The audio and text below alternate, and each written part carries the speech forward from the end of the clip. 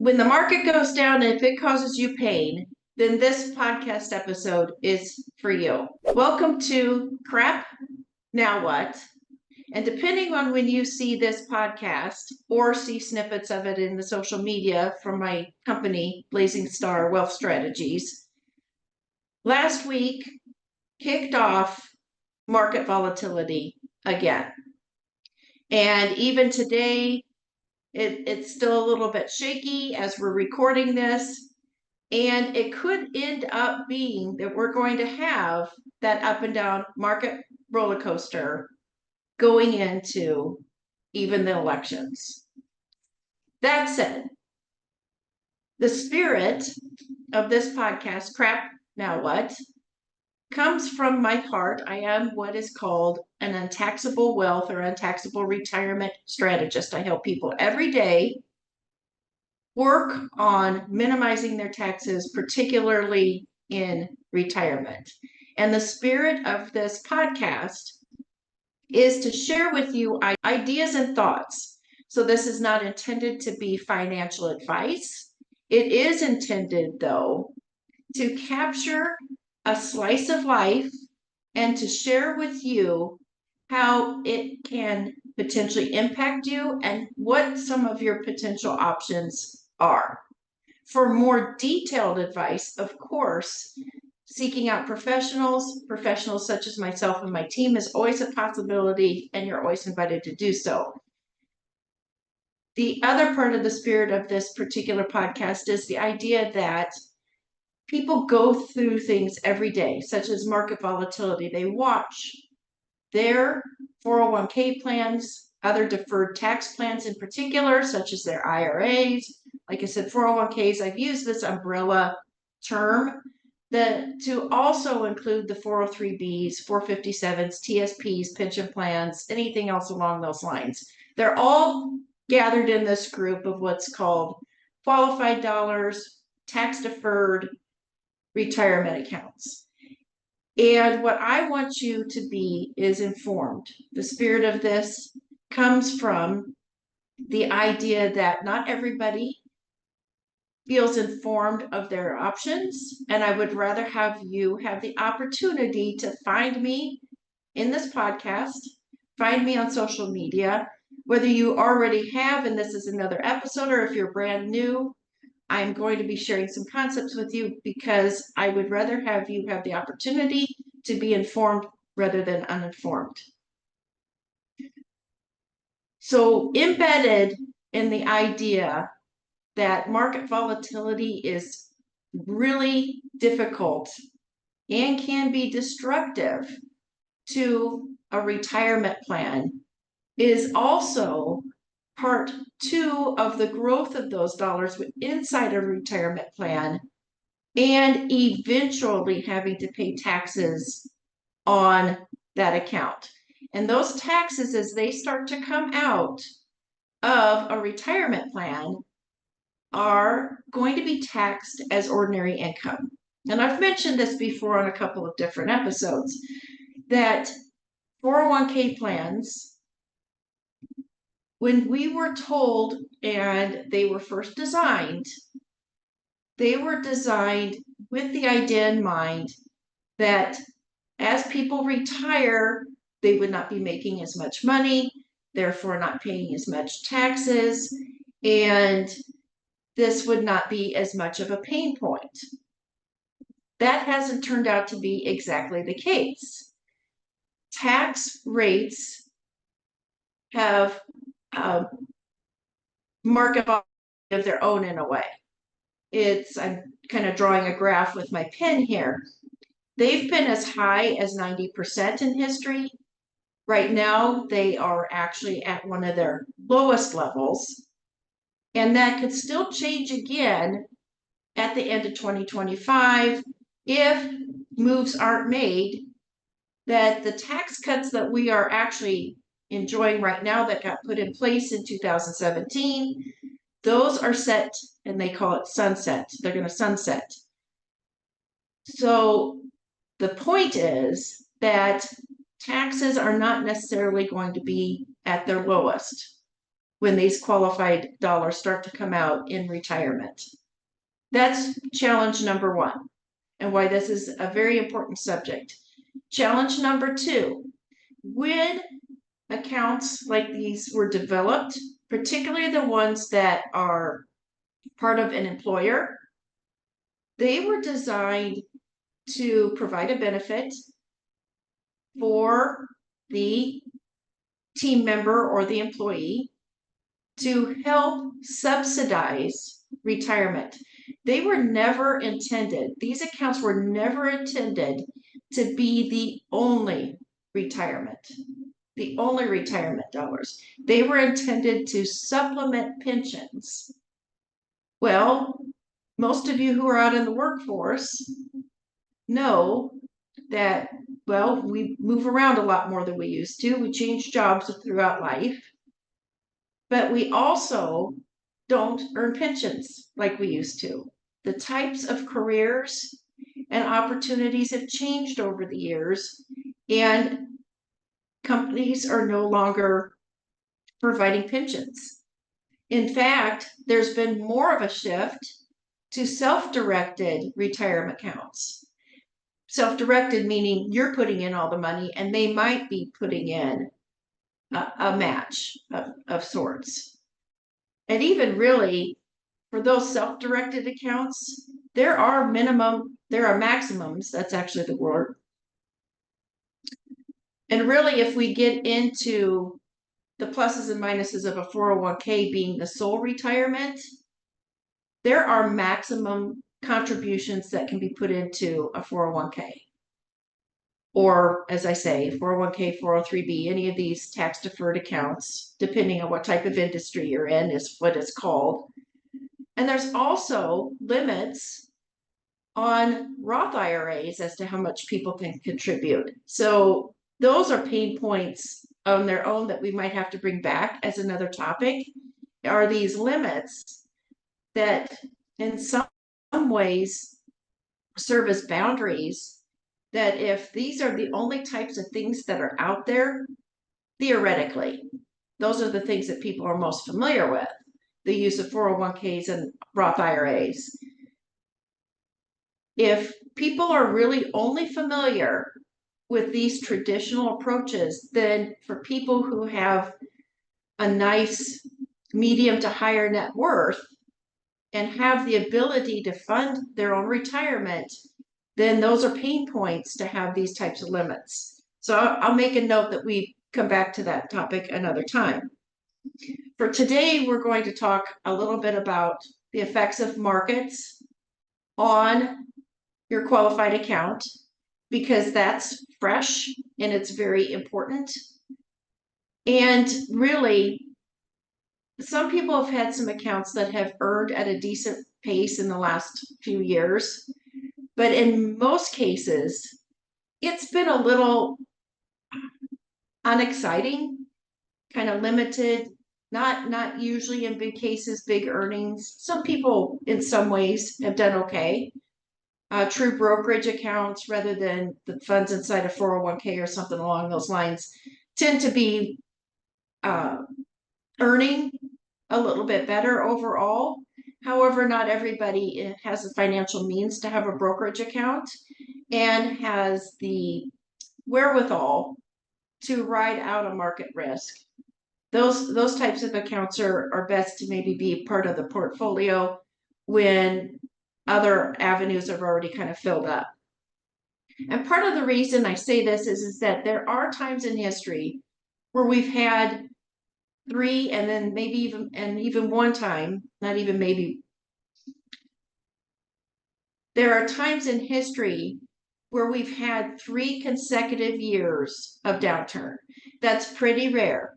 The general rule or guideline or historical event is that somewhere around 3 years out of 10 are when we would have a down year.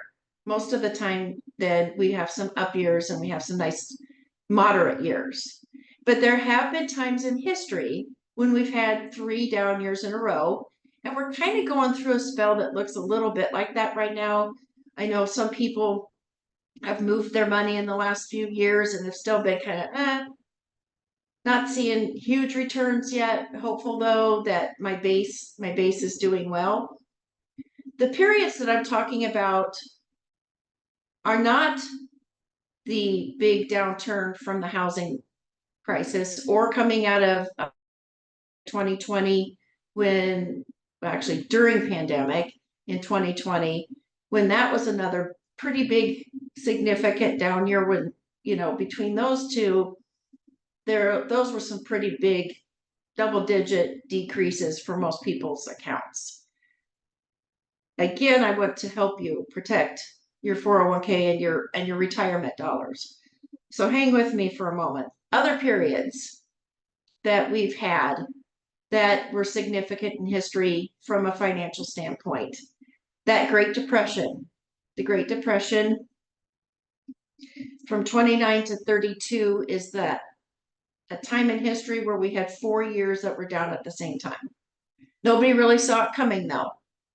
So again, that's the spirit of talking about why you would want to think about the best opportunities to protect your funds, particularly if you are one of those people who's on that shorter runway to retirement. During that onset of World War II, in that 1939 to 1941 period, that was 3 years in a row that were down years. I'm also going to remind you those years coming out of the Depression and in those war years, taxes were amongst the highest. I don't have the exact dates of what years and what period it was, but I've done this on my podcast before where 90%, they were all over the board, but very, very high taxes throughout those periods. So we're talking about money that's not really earning, money in nerves, and then also the higher taxes. Now we know that coming out of World War II, though, those were some of the most, well, they call us boomers. I'm on the way back end of that period of the boomers, but this is the largest group of humans coming through and aging in our country were the baby boomers. So along with the baby boomers, also finances and a lot of good things happened to a lot of families and a lot of households financially in that period.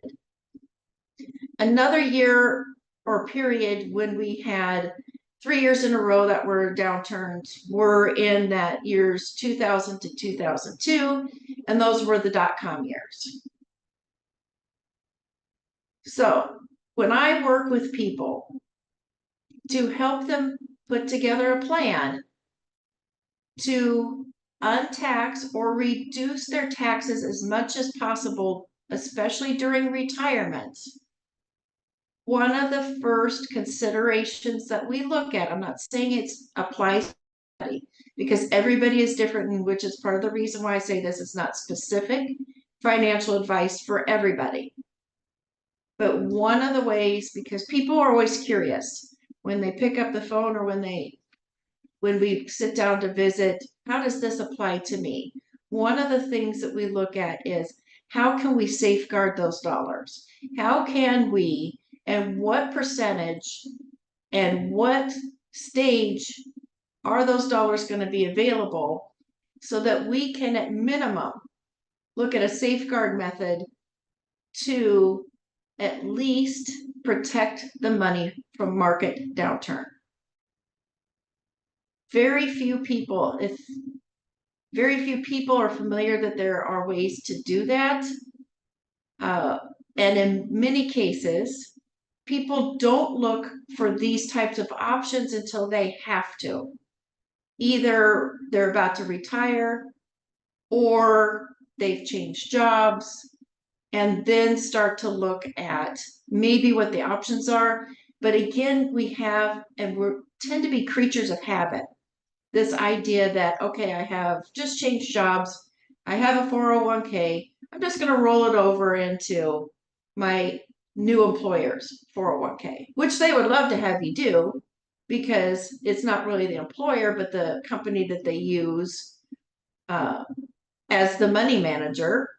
for the 401k, the sponsor, everything else, they get to make some money off of it. So of course you're going to be encouraged to consider to do something like that with a 401k. That doesn't necessarily translate into protecting your dollars from market downturn. What I mean again is a safeguard method is the first step to at least having those dollars be as protected as possible with the ability to have only upward growth. This is usually done with an index strategy. That means your dollars are not technically in the market, but they earn based on the performance of the market. It's based on the performance of the indexes that are tracked, and then interest is credited once a year on the policy or the account's anniversary. Why is this important?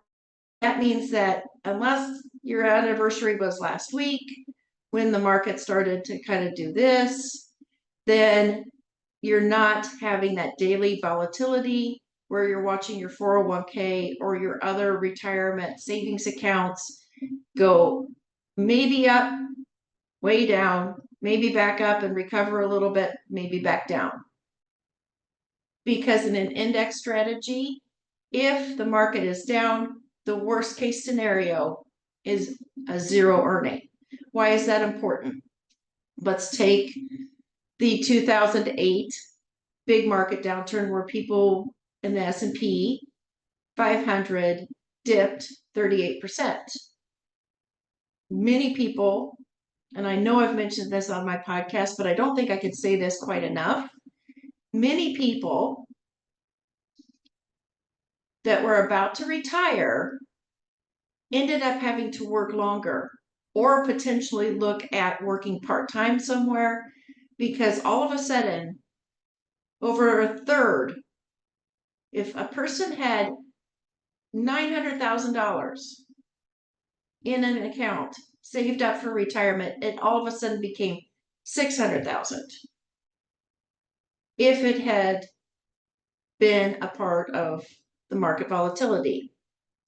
It took, and I know I'm gonna, and maybe it would be fun to have a financial advisor, because I get on here, a traditional financial advisor, one with brokerage accounts, because I talk to people every day who have gone through one or two periods where they felt if they were informed of their options and that they were working with someone who fully understood what all the options are, rather than using traditional brokerage accounts. And I like I said, it's hard to diss a brokerage account because that's part of how our world works. So I'm not really doing that, but it's not always right for everyone if all of their dollars are put into one bucket.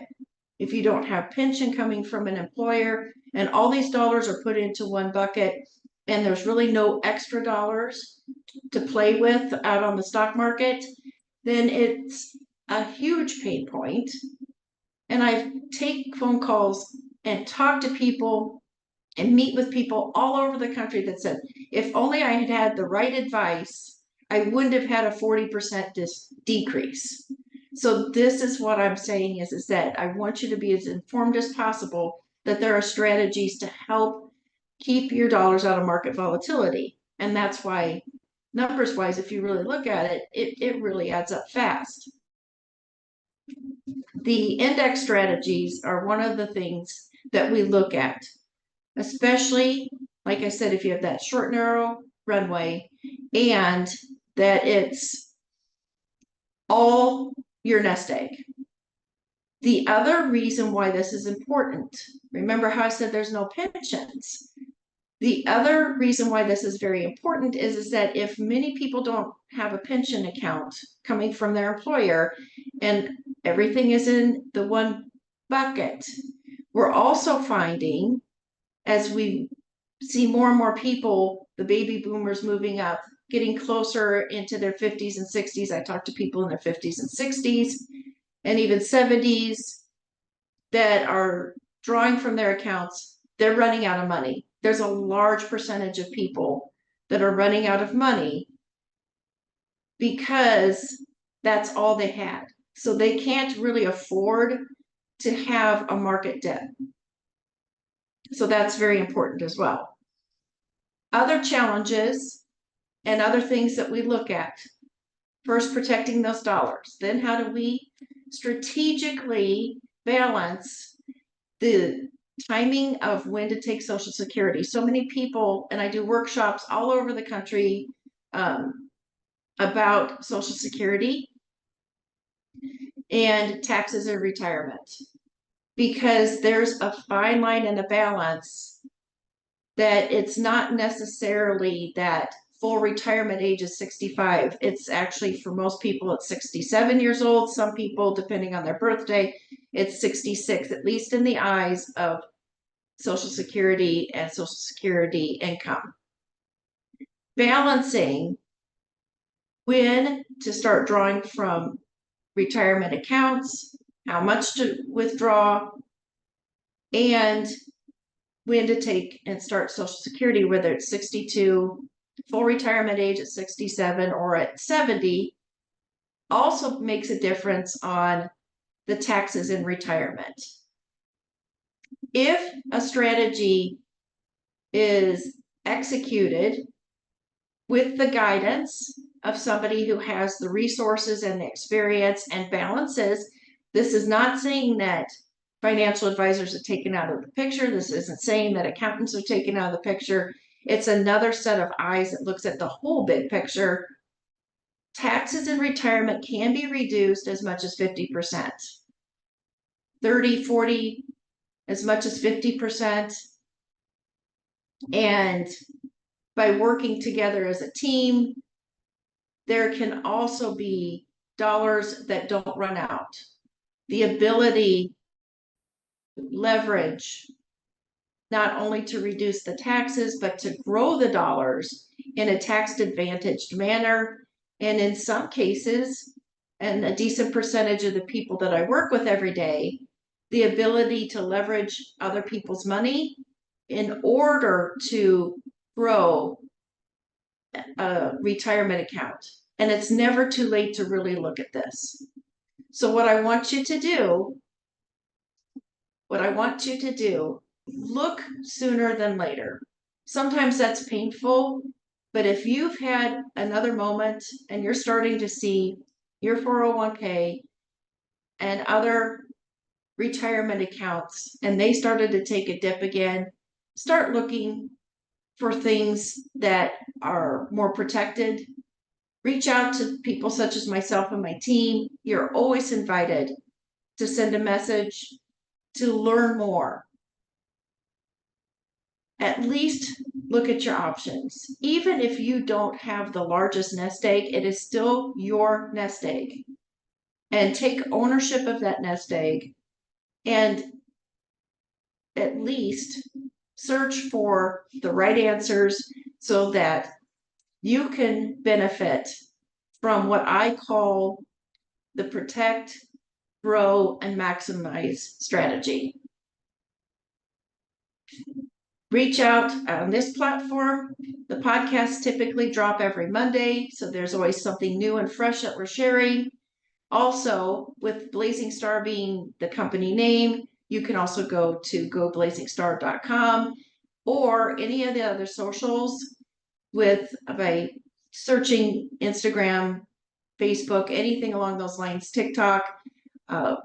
Reach out to Blazing Star or at Powerful Money Lady on TikTok, and you'll find more tips along these lines. If you like, please share, please subscribe, follow, tell others about the types of tips that you can hear, and you're always invited to be a part of that.